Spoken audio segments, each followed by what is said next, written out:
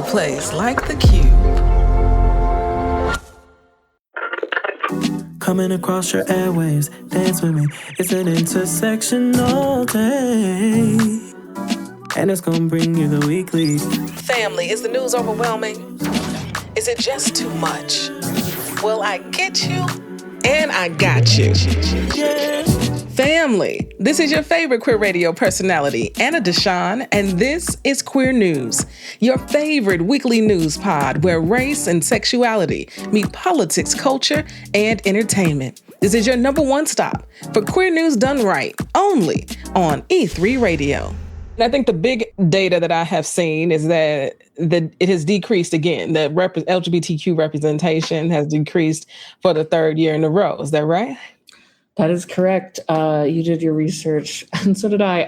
But yeah, so it's down to 20.4% after 3 years ago. It was at a record high in 2023. And then since then, every year it's gone down a little bit more and a little bit more. So like that overall percentage is back down to 20. Now, that was a clip I did from an interview with Raina, the Associate Director of Entertainment Research and Analysis at GLAAD. We all know GLAAD and the work they do. And we talked last week about their latest report titled Where We Are in Film. Now, as you heard in that clip, we are at a 3-year low. And what you didn't hear was that there was no trans representation in 2025 from the top 10 studios. And from where I sit, that's just ridiculous. Now, to hear more about their findings, you got to tune in to our YouTube channel, okay, at E3 Radio. You can not only watch this interview, but the other interviews we've conducted on YouTube Live. We've been out here, okay? There's lots to catch up on, plenty of queer news to share. Now, have you been enjoying the Substack? What you mean you ain't joined yet? You ain't joined yet? Why not? It's popping over there, okay? Now, you already know I took this leap of faith because it has been a tough financial year. Ad dollars have depleted. Health dollars are gone away. So I needed to pivot because I want to thrive doing what I love, not just survive. And it's been amazing so far. If you haven't tapped in, it's queernewspod.substack.com. queernewspod.substack.com. Of course, the link is in the show notes, and I want you to join the movement, okay? Because on Sunday, I dropped a 411 on the WNBA All-Star Weekend happening right here in Chicago. Me and my homie Shayna of the Bad Queers podcast put our IG feeds together and crafted a day-by-day play-by-play of every party, game, activation, and screening that we could think of that you should check out. Now, we're going to be kicking off All-Star Weekend on Thursday. That's right, July 23rd at Level Sporting Club.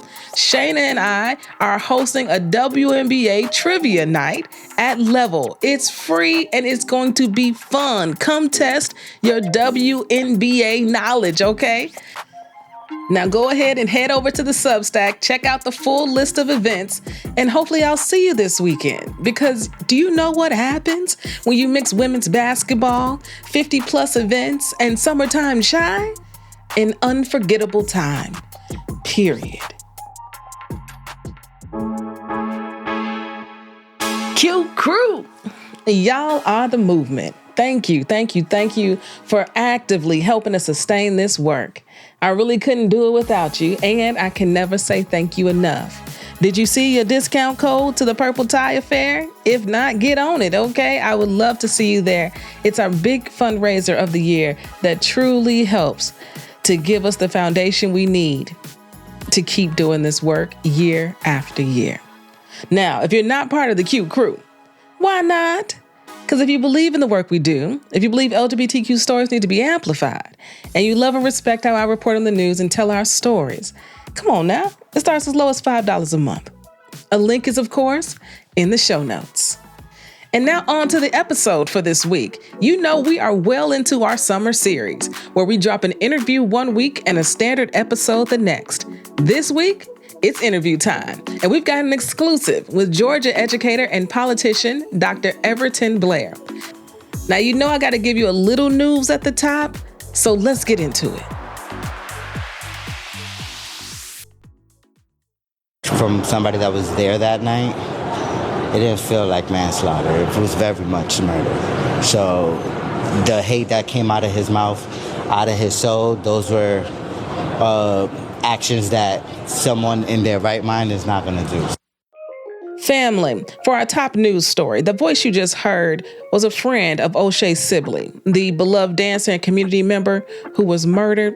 We've been keeping you all updated on his story for the last few years, but there has been an update on his case that's worth sharing before we get into the interview for today.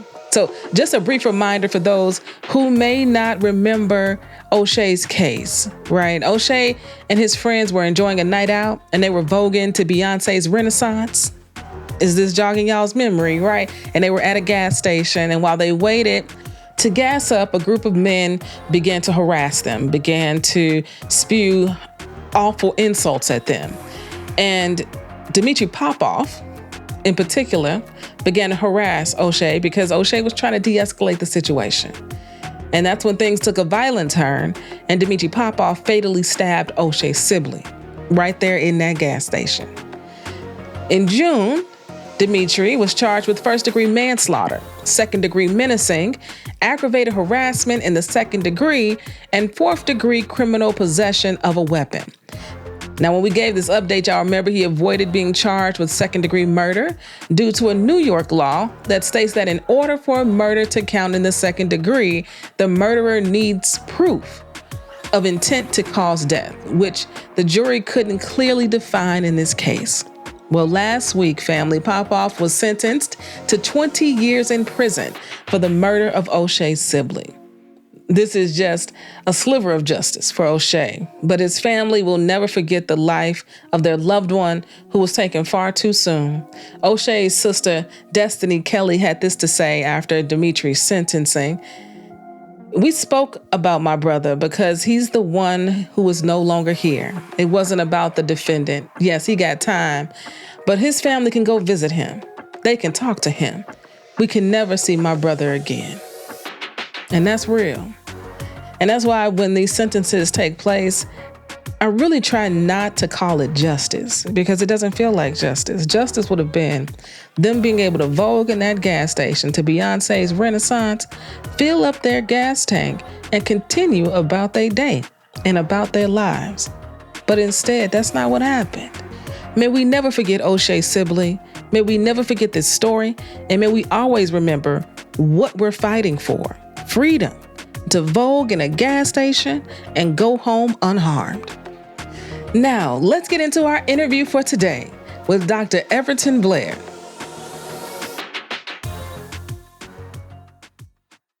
Family, it's your favorite queer radio personality, Anna DeShawn here, and we're back with another exclusive interview for the Queer News Podcast, and I'm loving this season, okay? Now, I get tired of political ads, okay? But I love giving a platform to those who look like us, who believe like we believe, so that you actually know that folks are out here looking to make a difference. Yes, because like I always say, if you don't do politics, don't worry, it's going to do you anyway. Okay, so family, I'm excited to welcome Dr. Everton Blair, okay, to the show. And if you don't know, let me tell you, he's running for Congress in Georgia's 13th district. And if in fact he wins, which right now, okay, it appears like he is leading the pack in a very packed race, okay, he would be the first Black out gay representative from the South, which is pretty major, period. EJ, because I can call you that now. Yeah. Welcome to the show. Thank you, Anna. Yeah, and I mean, it's only right for Atlanta to send a representative, given how Black and queer we are. I mean, if there's any city to do it, if there's any city to do it, I would imagine Atlanta would be the one. DC probably next, but Atlanta, absolutely. We've got a lot of us, and we've got a lot of challenges, and also a lot of strength. And so I'm excited to bring the fight to Washington with the reality that I'm representing a lot of identities at once too. And I think that's the real beautiful part, right? Those of us who live at these intersections have such a beautiful opportunity to bring all of who we are, which provides a completely different perspective than other folks have. And EJ, I mean, you've had a unique upbringing, right? You got parents from Jamaica, right? Grandfather is a Pentecostal pastor. Child. You out here being gay? What's going on? We want to talk about the coming out story? Is it funny? It's not funny, but it's actually not that bad. It just, Okay, good. It's family. It's family. And I think everybody understands that part, okay? But then you're also Ivy League through and through. We're talking Harvard, we're talking Stanford, and then Harvard again? Yeah, can't get away. Can't get away. I mean, you smart out here. You got a big brain. And then you went to teach, which I think is really beautiful. Tell us about the teaching and teaching math in particular to students who honestly, almost no one enjoys math. So talk to me about teaching and that whole experience. Well, I always loved math, and I found it really interesting that I did and nobody else seems to. Like everybody else kind of hated it, but I was always kind of like the math tutor de facto for my friends growing up. And I even taught a block of calculus at my high school my senior year because I had finished all the courses junior year. It's actually what I wrote my Harvard essay about. Talk about that later. But like I said, the big brain piece. Yeah, just in high school, teaching everybody else. I love this. Keep going. But the reason, I went to Harvard, and I went with so many people who had all these brilliant ideas and so much ambition, and they all went to like Wall Street or went into private consulting. Sure. And I felt like that just was the wrong use of my talents, but I couldn't figure out like what I really wanted to do. And so I just looked at an opportunity to teach and joined Teach for America and came to Atlanta and was placed in high school math, was placed in 12th grade math. And it felt like the perfect niche and of just being able to do something that was community-based, but also kind of like being in charge of something immediately after college. And I think I always wanted to be, able to own my work and able to see the fruits of my labor. And that's why, public service was so important to me. And the version of public service that stuck out in that era, right out of college was to teach. And to this day, it is the hardest job that I've had. And a lot of what led me to doing stuff in public policy and then later in politics is because of the frustrations that were born out of my trying to do everything I could for my students who at the last leg of the relay, right before graduation, were just running up against obstacles, or had gaps that weren't addressed 5 to 10 years ago. And I just struggled with the reality that like no one teacher could fix all of these problems in the system or, go back and teach you fractions if I'm now supposed to be actually teaching you trigonometric equations. And it was like, just an awe-striking reality that I felt like I needed to be in the room where the budgets and the resources and the policies were being made so that this was not the case. Mm-hmm. And that's what pushed me to be doing work with superintendents, some of my, jobs, the full-time roles that I had thereafter. And then also what made me come back home and decide to be on the school board because, we just needed people who were reflecting our issues, that not only was there nobody that looked like me, there was nobody talking about education today. Mm-hmm. And the most important thing we could be doing was bringing a new generation of leaders who see the challenges of today and are able to contend with them and propose solutions that are modern and that meet kids' needs right now.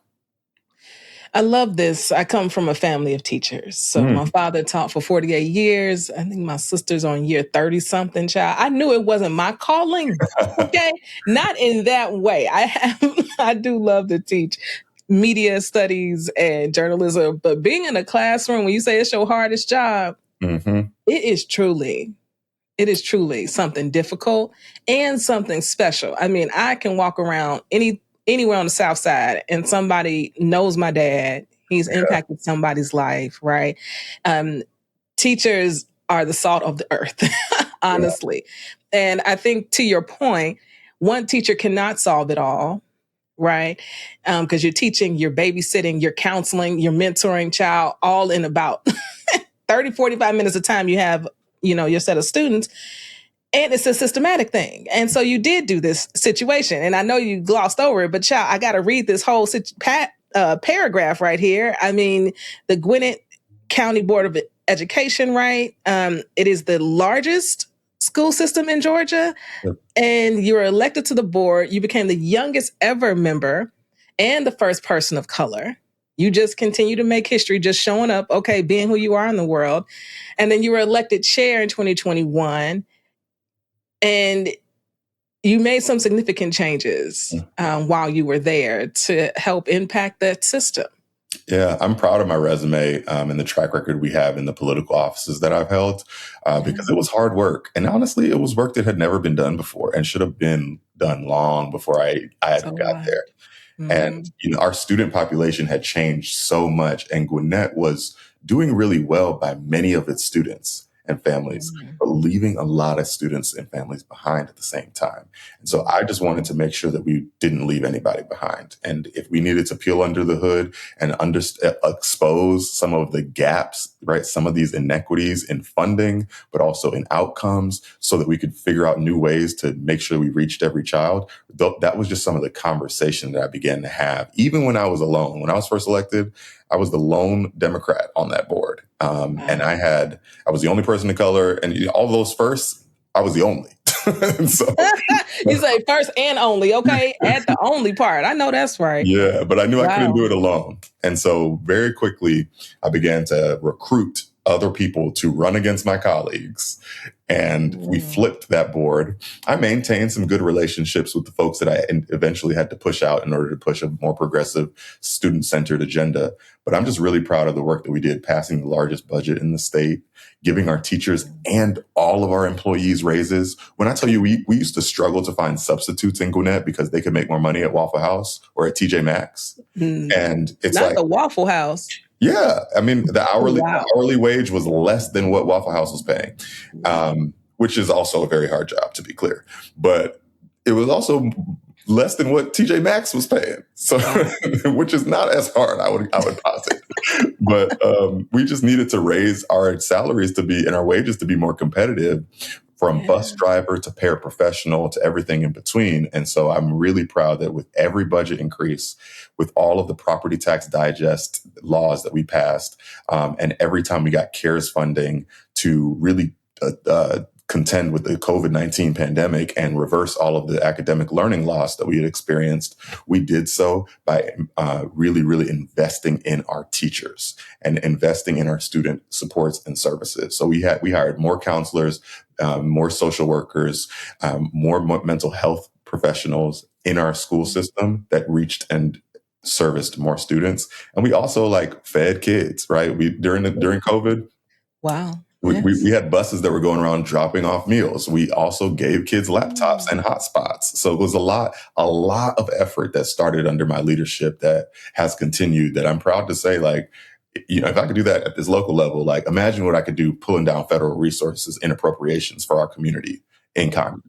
Now feels like a great time to take a quick break. And when we get back, we'll continue our exclusive interview with Dr. Everton Blair.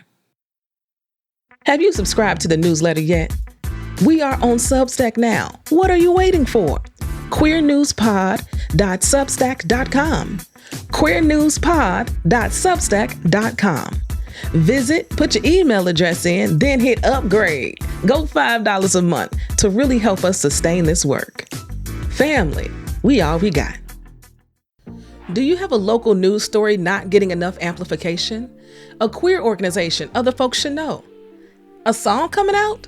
Send us a voicemail to our Queer News tip line so you can get all the amplification you need. Info on how to submit is in the show notes. You don't make those types of changes, flipping boards, without nurturing relationships. I mean, I think this is the part that's so missing right now. Everything is so polarizing. Everything is so all the way this way, all the way that way. And it feels like, especially in politics, people are not seeing each other as human beings anymore. And there is so much to be said about how much we are all alike, more similar than we are different. And so congratulations on all that success. Now, Chile, you must have got caught by a bug. It was like, I think I need to take this to DC because there's nothing small or easy about running for Congress, especially against an incumbent who's been there for decades, talking about Representative David Scott. So tell us about this particular undertaking and why you chose to do it. Yeah, and to be clear, it was not on my bingo card until the situation changed around me. In fact, I was represented for most of my life by a different member of Congress with whom I'm still very close. And then most recently, we did redistricting after the census, right? And so I got a new member of Congress who I'm still very close to as well. But then we did another round of redistricting to comply with the Voting Rights Act. And that's what gave us this new map. And I didn't know David Scott, but I did know other members of Congress. I had heard about him. It's actually now peculiar that I had never met him before because I had met all these other members of Congress that were in the Georgia delegation. And it's because he's not around. He doesn't show up. He doesn't perform the duties, the informal or the formal duties of being a member, right? He's also missed votes. He's chronically one of the highest and most absent members of our Congress. And this is just about the ability to do the job. We need fighters who don't miss elections. He's missed the past 7 elections as just a citizen. Are you serious right now? Yes, he did not vote for Kamala Harris. And the fact that you can be sent to ostensibly defend our democratic priorities and resist Trump's authoritarianism, but you did not do the basic duty that the rest of us did to try to have this not be so in the first place is indefensible on its own. But it's also the reality that after 52 years of elected office, it is time for new leadership in this district. And we just deserve a member who is connected to where we have been and where we need to go and sees the writing on the wall and, is thinking innovatively about addressing some of the challenges before it's too late. I see so many changes in our community, not the least of which I'm hoping we get to talk a little bit about, is like how much our environment has changed with the jobs that are available. And a lot of the new industry that is coming into our community is like data centers. And the disruption and the new opportunity, right? We have to figure out exactly how to tax and regulate the artificial intelligence industry and bring back those resources in our community so we can reinvest in small businesses and still have things that we own. And a large part of the problem in this district is there's not enough people talking about our challenges and what we're going to do to address them before it's too late and we're all like in a panic zone because something bad happened. 100%. Now, I think something bad already did happen when you got a representative who ain't voted in the last 7 elections. Are you serious? That is mind blowing to me to hear. I also saw in one of your videos that he missed 43% of the votes in 2024. So this idea of just being able to show up and do the job. Like, we don't even need to talk about term limits here. We don't even need to talk about his age, child. It's just about being able to show up and do the job. And I think I was on the internet and I saw this whole moment where he kind of dissed you, PJ. Like, y'all was right there. I was looking at the video. I said, okay, there he is. There's Everton. And he didn't acknowledge you. No handshake, no nothing. Was it just that complete shade like we saw? To be frank, I don't even know if he knows who I am. Wow. I would not be surprised if he wasn't even there coherently and was paying no attention. But I qualified alongside the other Democratic members of the congressional delegation. I literally was standing right beside Hank Johnson and Sanford Bishop, chumming it up, taking questions from the press, taking pictures, talking to people, engaging others. David Scott intentionally carved out a path where he could speak to no one, file in silence first, and then be rushed out of of qualifying without addressing any member. And the press is also eager because he also doesn't just generally respond to public comment or any outreach from any media. So we don't hear from our member. And the reality is many folks in the district, you don't know what they don't know yet. So a lot of this education is like, we have a new district, and this absence that you feel is because our member of Congress is not who it was before. So we have to do a lot of work to just compel people to pay attention. And then also, why they should pick me in a crowded field. And, my resume is pretty dense, as you mentioned, but we just got a lot of work to do. And these other folks aren't talking about what they're going to do differently. And I think there's a lot we have to do differently. I think the politics that we grew up in is not the politics of today. And how we handle, manage, discuss, educate, share information is just so incredibly different. And I would love to talk about the future. Let's talk about AI data centers and how they're impacting water supply, how they're impacting Black and Brown communities at a ridiculous rate.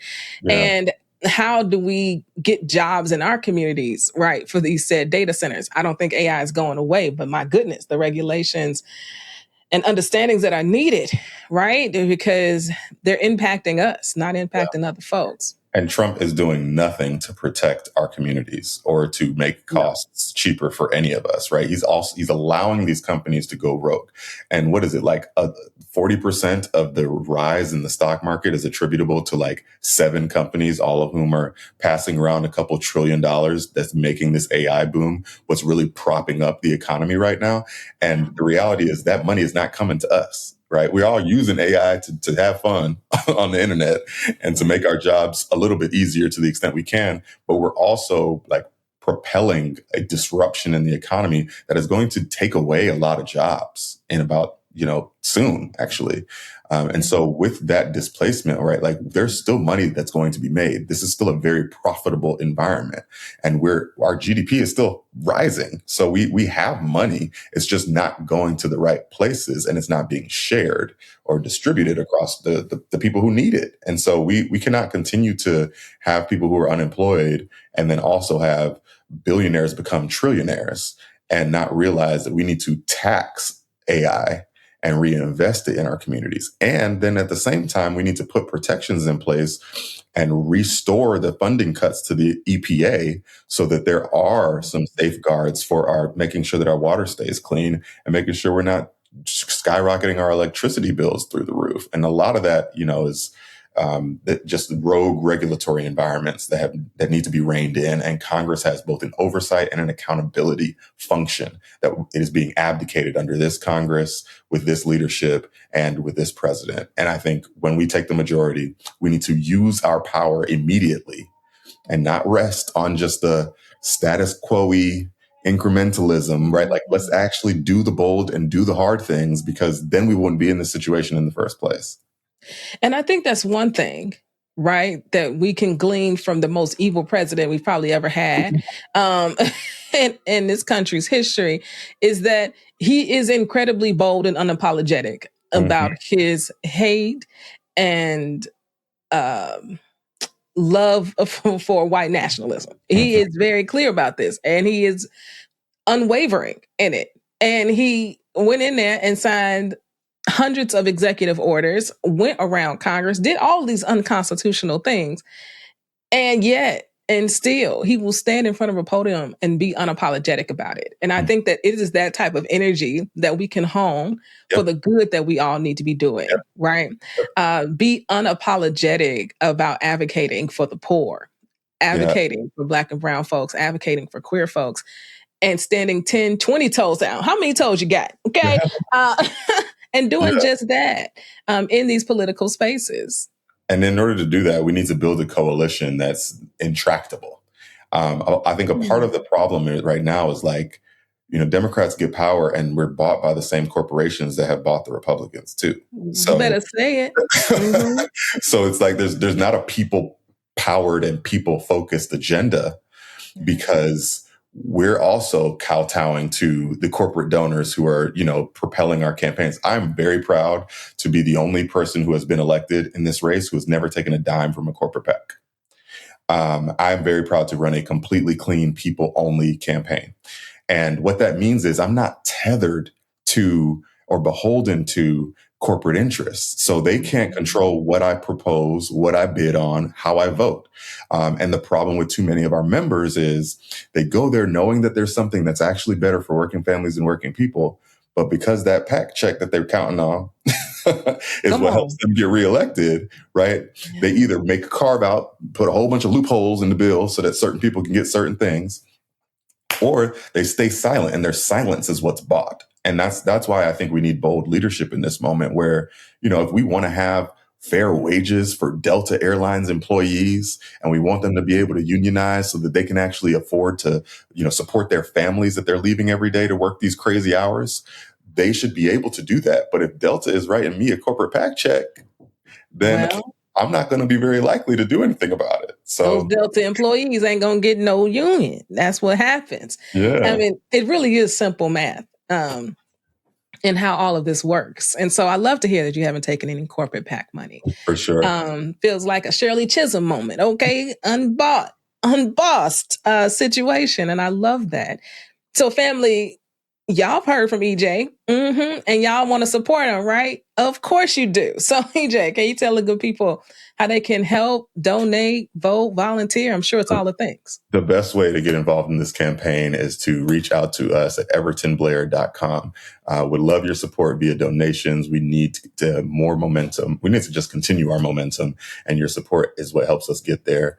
As well as if you want to volunteer your time, we do virtual phone banking. It is all on the Get Involved page on our website. And you can also reach me at Everton Blair on all socials, or Everton Blair Jr. on X. So there's a lot that we got to do together. Thank you for the time, Anna, to just engage with you, and let's get involved and do this. Of course. I'm so glad to have you on the show. I'm glad you could join us. Family, this is what we're doing. This is what we do here at Queer News. Okay. We're going to share. This is good news. You understand? People who want to be involved politically. There are lots of ways for us to show up in this world, okay, in this life. There's some people who are on the front lines, putting their body on the line at a protest. There's some people starting businesses. There's some people taking care of their families at home, child. And then there's others who are running for political office, who want to be public servants and do right by the people. And we want to uplift all of that here. So you know what you got to do. Stay close, stay connected. We are Queer News Done Right. Thank y'all.